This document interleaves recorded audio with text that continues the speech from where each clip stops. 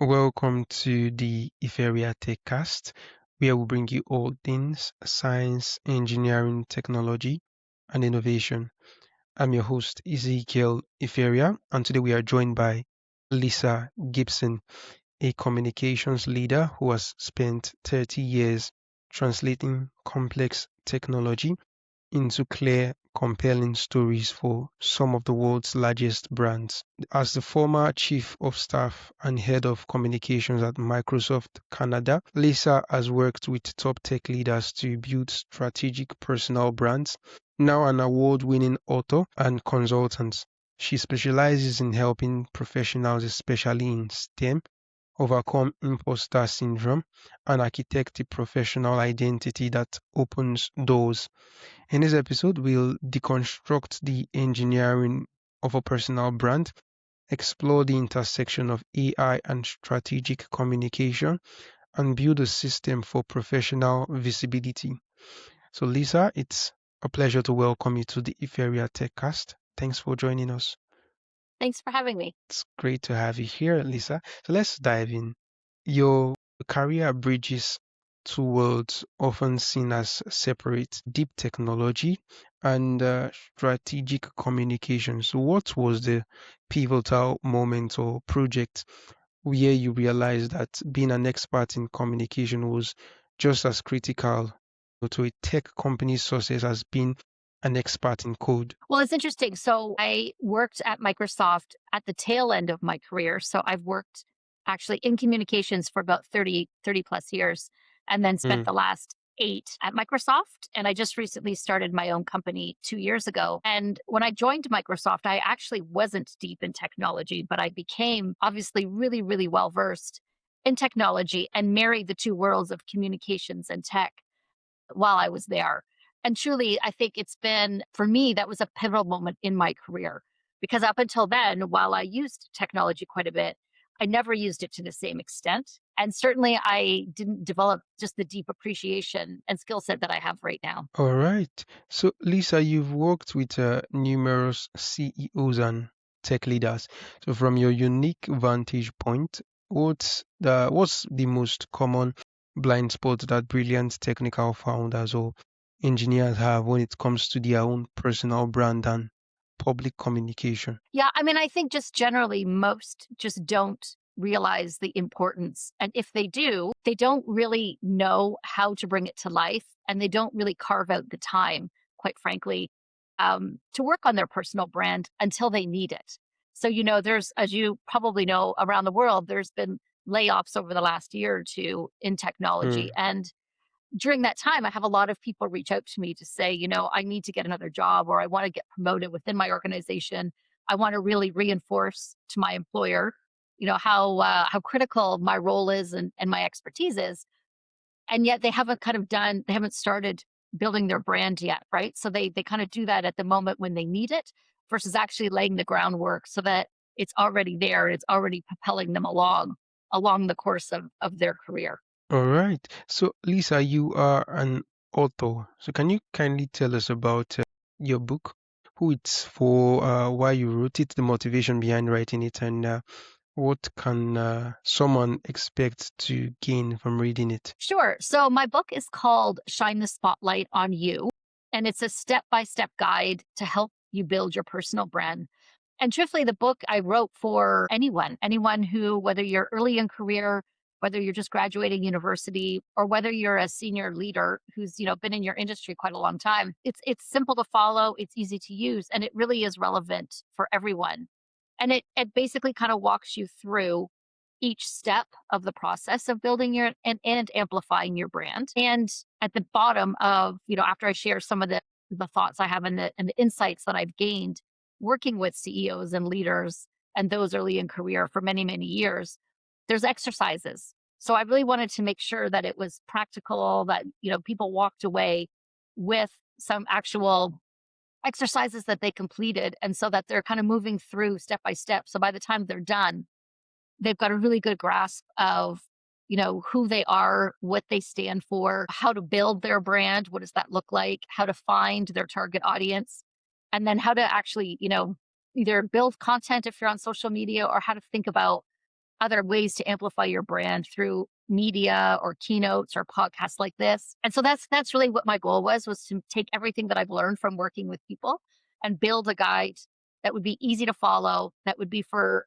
anyone at any level of where they're at, and to really make sure that there was practical tips and information. All right. So your book is a guide to building a personal brand for the like how would you frame personal branding not as self promotion but as a strategic system for career management and opportunity creation? Yeah, and it's a fantastic question because I think sometimes that is what prevents people from delving into building their brand is they think it's going to make them look arrogant or they think it's too self-promotional. But at the end of the day, it really is just about sharing your learnings and your insights from your own experiences, your own journey, your own company, your own industry to help other people. And I think if you can do that in a really authentic way, number one, it's not too self promotional. And number two, I think you're actually really thinking about helping others. And so obviously it has the benefit of raising your own profile. But I think if you could do it from a place where you're being authentic and you're sharing what you've learned, then I think that helps you get over the fact that you think it's self promotional. And the truth of the matter is, there are so many other people that are probably either doing similar things to what you're doing or looking at the same kind of career path. And they're already out there building their brand and raising awareness about them. And I think, part of the challenge is that, a lot of people think just by doing good work that they'll be recognized, that they'll be noticed. And while that, is sometimes true, I think actually in this competitive world that we all live in, I think it really is actually important to focus on raising your brand and doing it with the audience that you actually want to impact or reach. So I'm a big believer, like we can't be all things to all people and we shouldn't try to be. But I think if you can think through, maybe where do you want to go in your career? If you're starting a business, if you're an entrepreneur, if you're somebody working within the tech industry, but maybe you want to make a move to a different company or you want to get promoted, or, for me personally, like I'd like to get on a board. And so those kinds of things. And so if you can be really clear about what it is that you want to achieve and then who it is you need to reach to achieve that, then I think you can really get really smart about how you build your brand and how you reach those people in a way that is not self promotional, but in a way that's going to propel you forward. All right. That was a really great response, Lisa. So imposter syndrome is rampant in high achieving fields like tech and engineering. So, from a communications perspective, how does this internal narrative actually sabotage someone's external presence and opportunities? And what's the first step to reframing it? Yeah. And, it's interesting because no matter how much experience you have, no matter, what stage of your career you're at, I think this creeps in at various points all the time. I was telling somebody that I remember when I was promoting my book and I was writing a post about something. And my husband kind of leaned over, my shoulder and he read the post I was writing and he kind of looked at me and and he kind of made this little face. And I said, what's that about? He goes, do you think anyone's actually going to be interested in that particular, that I was writing this little insight that I had? And I said, it stopped me actually, to be honest. It stopped me in my tracks. And even though I had, spent many years doing this, it stopped me for a second and I almost didn't post it. Like I literally kind of walked away and I thought, oh, maybe I won't post it. So many of us worry Hmm. about what other people think of us, like our partners, our, former employers, our colleagues. Anyway, long story short, I decided, you know what, I'm going to post it. I really think this is something that people will benefit from, and I believe in it. So I did post it, and it got incredible engagement. And so it was just such a lesson that, like, you've got to stop worrying about so much what other people are going to think, and just try and experiment. And if you can think about it that way, like you're doing this to gain insights, a lot of your listeners, I'm sure, are steep in data. And for me, I just think of it as a data point. So if I posted this and nobody replied, nobody engaged, nobody, then to me, that just gives me some data to say, maybe the topic wasn't of interest to the current audience that I'm targeting, maybe the time of day that I posted it. I mean, there's all sorts of reasons why something may not perform like you think it will. And unfortunately, we always go to the negative of I'm not worthy or no one cares what I have to say. And that's just not the case. And so, yeah, so I think it's important. I think one way to get over imposter syndrome is to really think through, you know, I like to like make a list of all the accomplishments, big, small, that, I've had in my life and take a look at them and it'll really kind of boost your confidence a little bit. I think also if you ask other people, right? So if you ask other people, like, when you think of me, like, what do you like? What am I known for? What? And you'll see some really interesting responses come back. And again, it's not about asking people to give you compliments, but it's more about like, what am I good at, and what do you think? And if you needed me to solve something, what would that be? And I think it helps really boost your confidence. And finally, I would say, Ezekiel, I think you just start small, right? So whether or not, Mm. I've got some people that are incredibly scared of public speaking. They're really like their confidence level is not there. And so I would say to them, well, if you're working at an organization where you could maybe participate in your internal town hall, maybe you start in like a panel where there's many people. Typically, you'd get the questions ahead of time so you can really prepare. I think that's one way of starting small from a speaking perspective. I think from a social media perspective, even just starting to comment on people's posts, maybe you share and add your own thoughts.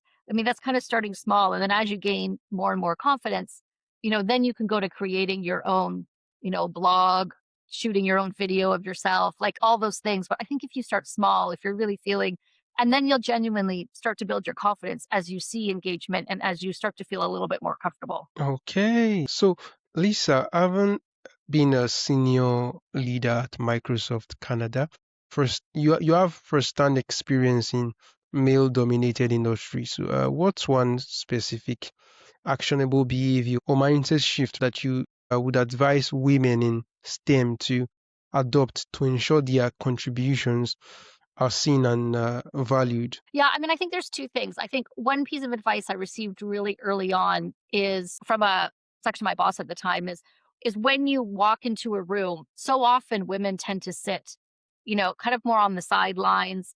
They don't really sit. They would never go sit at the head of the table. And so for me, I just decided, you know what? I'm going to come into this meeting room and I'm going to actually sit at the head of the table. I'm going to actually Hmm. sit at a point where people can see me, that I'm actually center.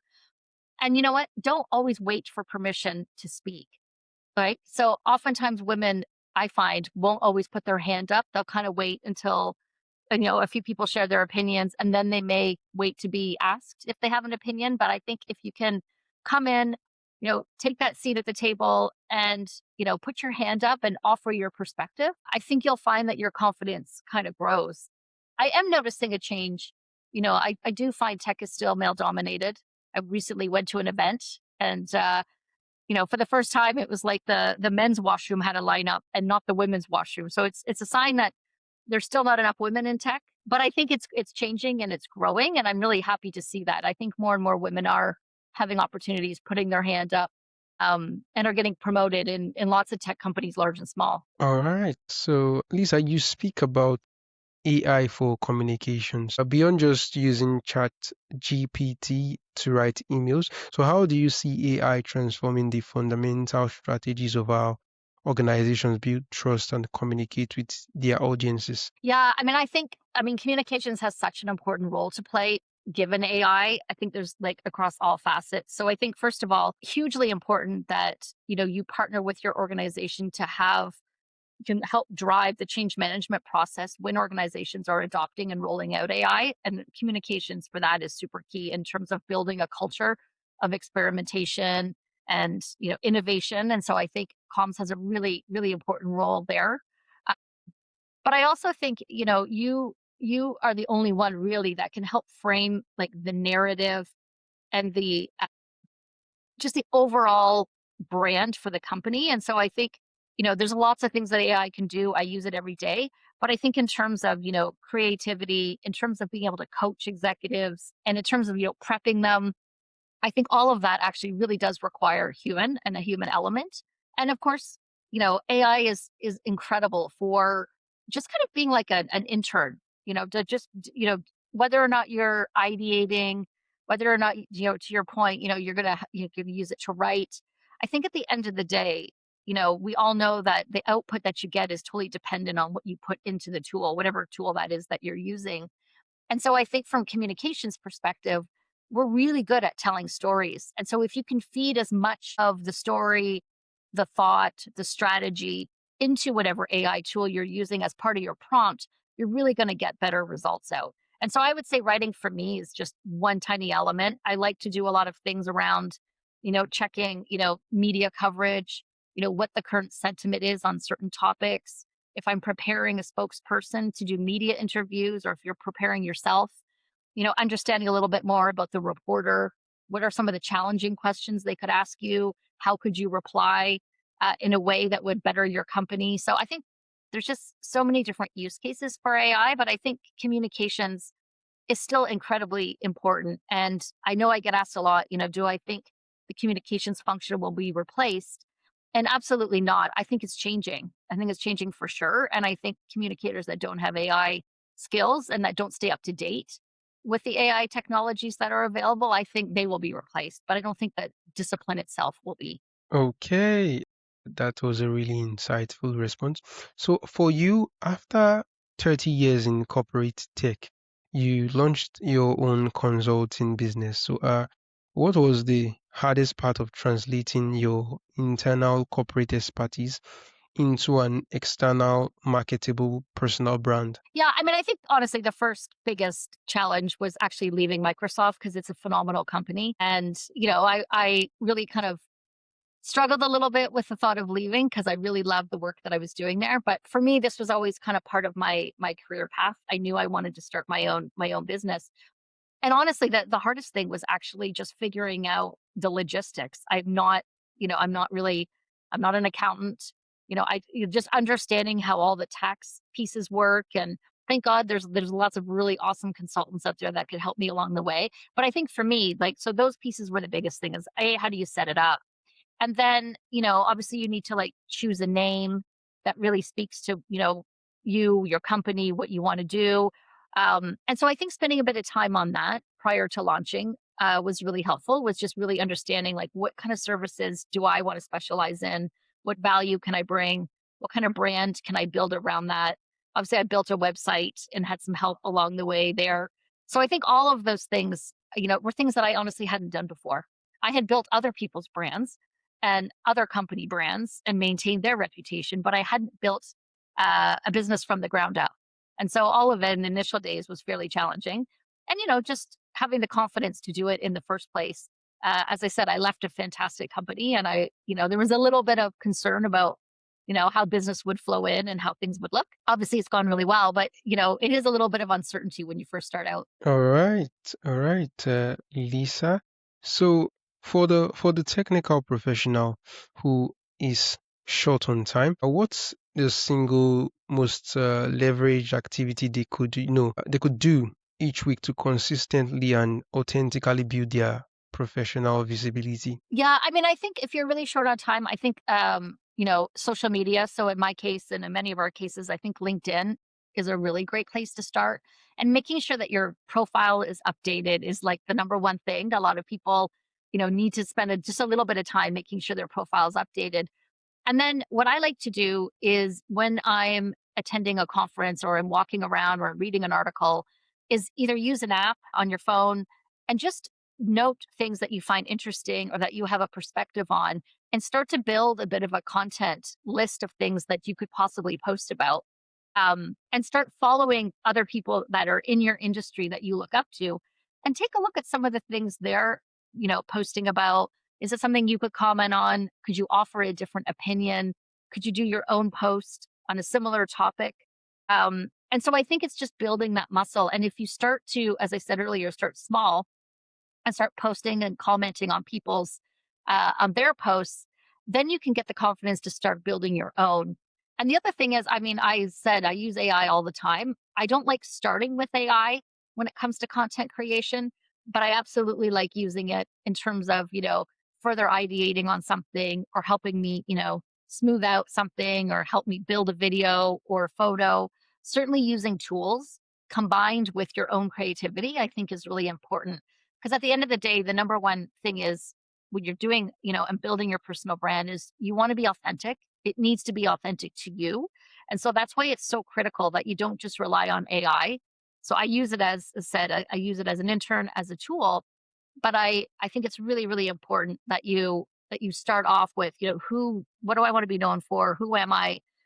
Start to build your brand and then use AI, just to help speed up the process, to automate, to look at data and to help you take, content and recycle it and reuse it. I mean, there's lots of ways that you can use AI, but I think just making sure that you're staying authentic. And to your earlier point in your question, is that you're doing some sort of activity on the channel once a week. I think is really key. All right, that was a great response, Lisa. You serve on the board of Key Tech. So what does true effective inclusion look like in practice within a tech company's culture, beyond just hiring metrics? Yeah, I mean, it's a great question. I think a huge part of it is training. I mean, obviously, it is the hiring and being really intentional in your hiring, but I think it's also the training, the career development, creating safe spaces for people to share, how they're feeling or to be able to raise their hand if maybe something in the culture is preventing their community from growing and thriving. And so I think, you'll often see in organizations, they'll have employee resource groups that are run by volunteers that like really create a safe space. And I think it's just being intentional as a leader and as a company and making sure that there's not a blind spot there because you see that quite frequently. It's been a little tough lately. I think we've seen some organizations that have de-invested in this space, which is in my personal opinion a real shame.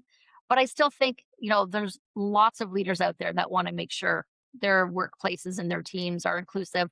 I think at the end of the day, we all know that getting diverse perspectives only helps an organization build and grow.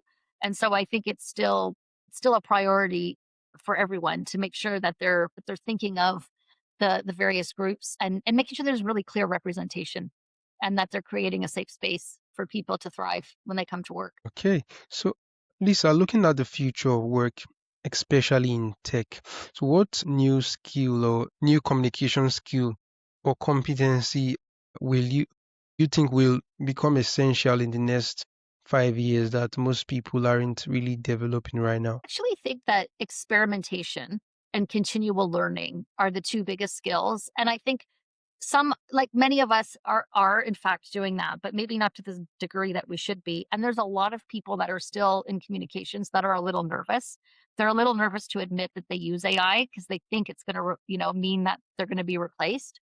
And so they don't actually Mm, take the time to understand the new features and benefits, the new apps, the new AI tools. They're just kind of in this operating under this fear. Um, and even for me personally, I get really comfortable with the AI tools that I'm using, right? So I learn how to use them. So I have to remind myself to really make sure that I'm also staying on top of like what else is coming out and what else, do I need to educate myself on and to experiment with. So I think it's continual learning and experimentation. And honestly, I think that's the case regardless of whatever field you're in for the future. all right, all right. So if you could give one piece of communication advice to every new engineering graduate entering the workforce, what would it be? I think it would be to start building and amplifying your personal brand now. Again, I think too many people wait until they're at the stage where they think, now I want a promotion or now I want a new job. Or unfortunately, if they get laid off or impacted, but they wait until that moment to start building their brand and to gain the confidence to actually, go out there with their opinions. And so I would say it's actually something you should start now. And I think being strategic about it. And so really thinking through what do you want to be known for is probably the very first step. All right, that is indeed a fantastic piece of advice.